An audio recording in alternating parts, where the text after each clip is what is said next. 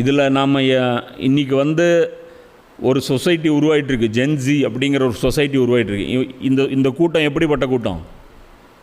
எப்படிப்பட்ட கூட்டமாக உருவாகிட்டு இருக்காங்க, எப்படி கரப்ட் நம்மளை பண்ணுறாங்க அப்படின்னா, சினிமாக்கள் மூலமாக, ஷோக்கள் மூலமாக, டாக் ஷோக்கள் மூலமாக, இன்ஃப்ளூயன்சர்கள் மூலமாக ஒரு விஷயம் திரும்ப திரும்ப நமக்கு பதிவு செய்யப்பட்டுகிட்டே இருக்குது.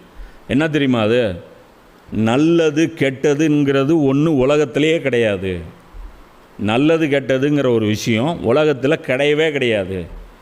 லாபம் தந்துச்சு அப்படின்னா அது நல்லது, நஷ்டம் தந்துச்சுன்னா அது கெட்டது. இது தான் வந்து இன்றைக்கி ஃபிலாசபி. இதுதான்.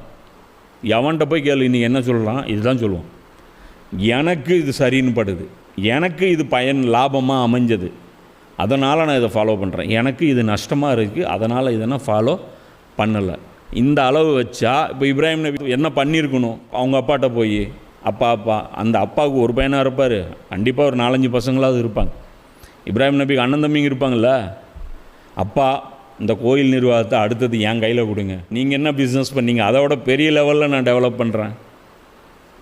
இன்றைக்கி நம்மளை மாதிரி, அதாவது இன்றைக்கி இந்த ஜென்ஸீஸு அதெல்லாம் காமன் மேன், நான் குறை சொல்லலை, புரியுதா? உங்களை கெடுக்க ஒரு கூட்டம் வராங்க, ஜாக்கிரதையாக இருங்கன்னு சொல்கிறேன், புரியுதா? ஒரு கூட்டம் உங்களை துரத்திட்டு வராங்க, அவங்ககிட்டருந்து ஜாக்கிரதையாக இருங்க.